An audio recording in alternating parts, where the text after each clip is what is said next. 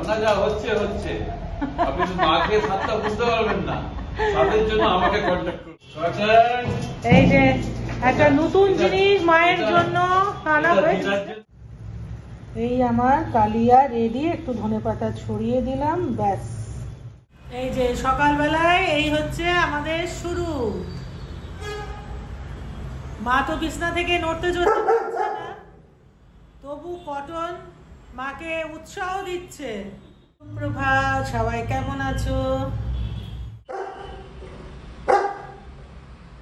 কি হয়েছে তোমাকে ওপরে উঠতে হলো?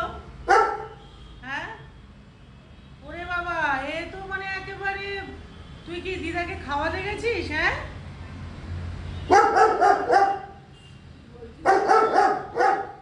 কেন আবার দিদার পায়ের ওপর পা রেখে?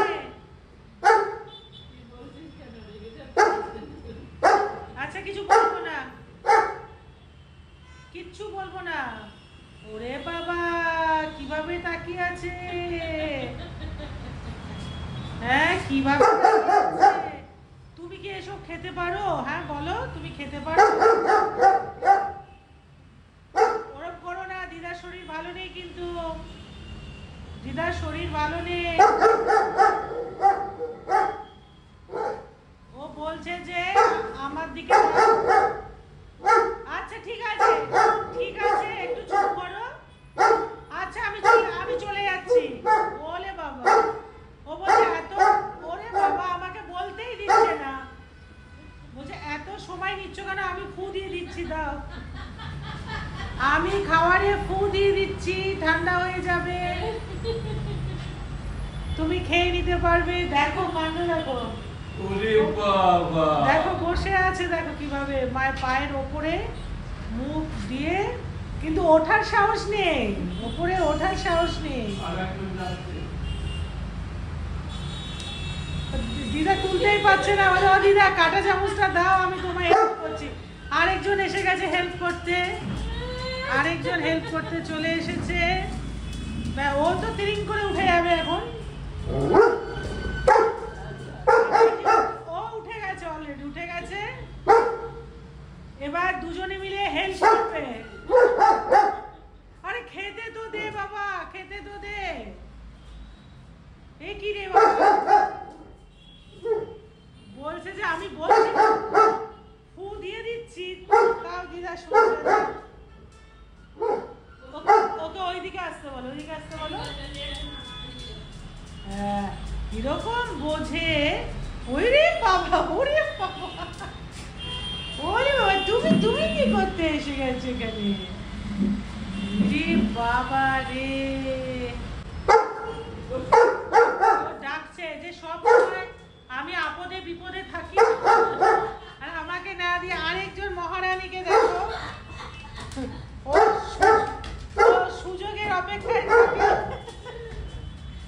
ও বসে গেছে চেয়ারে, ও ভাবছে কটন যা ইচ্ছা করুক, আমি তো চেয়ারে বসে দেখি এখান থেকে।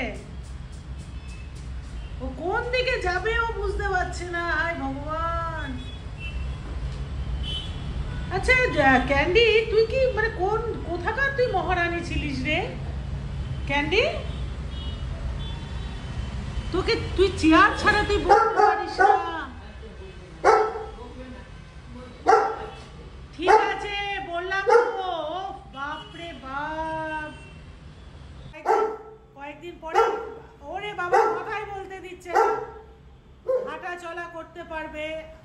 আজকে 3 দিন পর মা এখানে উঠে বসে নিজে নিজে এখন খাচ্ছে, সেটাও কটন খেতে দিচ্ছে না শান্তিতে। এই যে এই যে, ওলে বাবা, ওলে বাবা, ওলে বাবা, দেখো কটনের এই করতে থাকে। যে আমি একটা ছাঁকনি নিয়ে চলে এসেছি, এখন এটা আগে পেঁয়াজ কলিটা থেকে একটু জলটাকে ফেলে দেবো। আজকে অনেকদিন পরে পেঁয়াজ পাতা, এটা বেসিক্যালি পেঁয়াজ পাতা। এই যে পেঁয়াজের যে ছোট ছোট পেছনের দিকের ইয়েটা থাকে, ওটা একটু গোল গোল করে কেটে নিয়েছি, একটু রসুন দিয়ে এখন বানাবো। এই যে রসুন কুচি কেটে নিয়েছি, দিয়ে দিলাম। আর একটু রসুন না দিলে না, এই রসুনের গন্ধেতেই এই পেঁয়াজ কলি গুলো ভালো লাগে, মানে পেঁয়াজ কাটা।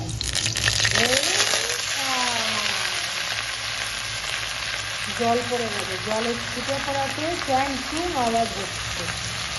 যাই হোক, এটা এখন আমি একটু বানিয়ে নেব। এর মধ্যে অল্প করে একটু বেগুনও দিয়ে দেবো, তাহলে বেশ ভালো লাগবে খেতে। আমাদের রসুনটা মজা, মানে লাল লালও হয়ে গেছে। পুরো ব্লগটা শেষ অবধি থাকবে। আজকে মায়ের জন্য, মা প্রচণ্ড অসুস্থ, মানে মোটামুটি বিছানায় রয়েছে। তো মাঝখানে একদিন পড়ে যায়নি ঠিক, মানে নিজের ব্যালেন্সটা ঠিক পায়নি, তার জন্য নিচে বসে পড়েছে এমনভাবে যে হাঁটুটায় খুব, মানে খুব বাজেভাবেই লেগে গেছে। তার জন্য এখন হাঁটা চলা করতে পারছে না। এদিকে আমার পেঁয়াজ কলি হয়ে আসছে। চলো, এটা এখানে একটু বেগুন দিয়ে দিয়েছি। বেগুনটা দিলে জিনিসটা একটু বাড়বেও আর ভালোও লাগে। পেঁয়াজ পাতা বা পেঁয়াজ কলির সাথে বেগুন দিয়ে করলে ভালো লাগে। আশা করি শীতকালে সবার বাড়িতেই এই পেঁয়াজ পাতা বা পেঁয়াজ কলি হয়। আর আমার তো চিংড়ি মাছ দিয়ে খেতে ভীষণ ভালো লাগে। যাই হোক, চলো এটা ততক্ষণে হতে থাকুক, তোমাদের সাথে অন্য ব্যাপারে কথা বলি। মায়ের জন্য আনা হয়েছে একটা নতুন জিনিস আনা হয়েছে। তুমি কেন বিয়ে করছো? ও তো ভেঙে দেবে তুমি। ওই দেখো, ও ক্যান্ডি আর কটন ভাবছে কি ব্যাপারটা হলো। এইটা আজকে আনা হয়েছে, আজকে না কালকে রাত্রেবেলায়। এটা কিরকম দাম নিয়েছে গো? 2500 টাকা। দাম বেশি নিয়েছে, অনলাইন সস্তা পাওয়া যায়। আর অনলাইনের ভরসায় তো আমরা বসে থাকতে পারি না। কি হলো? এইটা করে দিদা, এটা হাঁটতে হাঁটতে দুর্গাপুর পৌঁছে যাবে। দুর্গাপুর যাবে দিদা এটা করে।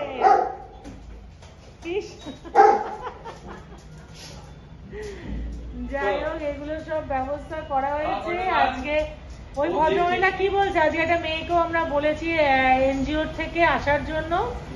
তা হচ্ছে আরে নিজে আসবে, একটা টাইম না বললে কি করে হয়? নিজে আসবে।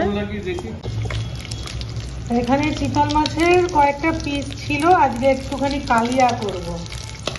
আর বড় পিসগুলো আগেই করে নিয়েছি। এই 4টে পিস ছিল, এটাতে একটু কালিয়া বানাবো। পেঁয়াজ কলি আমার রেডি, আর গরম গরম ভাতও রেডি।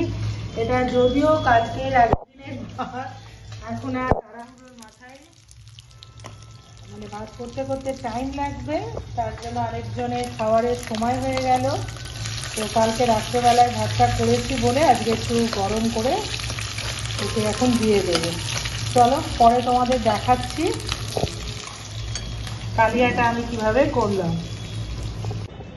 সব মায়ের উঠে চলাফেরা করার জন্য সব ব্যবস্থা করা হচ্ছে।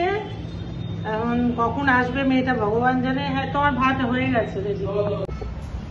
তোমাকে কোন রকম ভাবে কিন্তু দিয়ে দিয়েছি, তুমি জাস্ট ওটা নুনটা দেখো। ওই মাছটা অপূর্ব। আর এত অভিনয় করতে হবে না, তুমি নুনটা ঠিক আছে কিনা বলো। এত তাড়াহুড়ো করে ভালো হোক বা খারাপ হোক বুঝে খেতেই হবে। কালিয়া বানানো যায় না এত চটজলদি। ওই যে আরেকজন গেছে ভাগ বসাতে, ওই দেখো। আরে নুনটা হয়েছে কিনা তুমি সেটুকু বলো না, তাহলেই তো হলো। ঠিক আছে, ওই দেখো আরেকজনের অবস্থা দেখো। এই আমার কালিয়া রেডি। একটু ধনেপাতা ছড়িয়ে দিলাম, ব্যাস আমার কালিয়া রেডি। কেমন হয়েছে অবশ্যই কমেন্টসে জানিও। তাড়াহুড়ো করে বানিয়েছি, রংটা কিন্তু সুন্দর এসছে, টেস্টটাও ভালো হয়েছে, আমার কর্তামশাই বলে দিয়েছে। একজন রেডি হয়ে গেছে খাওয়া দাওয়া করে। আপনারা ব্লগটা দেখতে থাকবেন, ছোট ছোট ব্লগ ডেইলি আসবে, সাথে থাকবেন। হ্যাঁ, রেগুলার দেওয়ার চেষ্টা করি, কিন্তু আর হয়ে ওঠে না। একটা কথা বলে দিই, বলে দেবো। ওইসব বেকার কথা।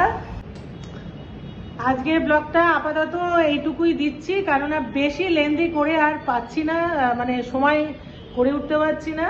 তো ছোট ছোট করে দেব, প্রত্যেক দিনই দেব। মায়ের আপডেটটাও দিতে থাকবো, কতটা কি হলো।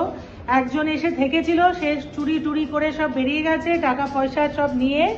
তো আজকে একজন শুধু আমাদেরটা চুরি করেছে এটা বলে না, হ্যাঁ, আশেপাশে সবার থেকে আমার আশেপাশে আমার নাম বাড়িয়ে ওর নাম বাড়িয়ে করে টাকা নিয়ে গেছে। তার জন্য এখন সব সময়ের জন্য লোক রাখা ভীষণ মানে প্রবলেম। যাই হোক, আজকে এখানে শেষ করছি। টাটা বাই বাই, সবাই খুব ভালো থেকো, সুস্থ থেকো। আরেকজন আসছে করে ও বেরোচ্ছে। চলো নেক্সট ব্লগের জন্য তোমরা ওয়েট করবে। টাটা।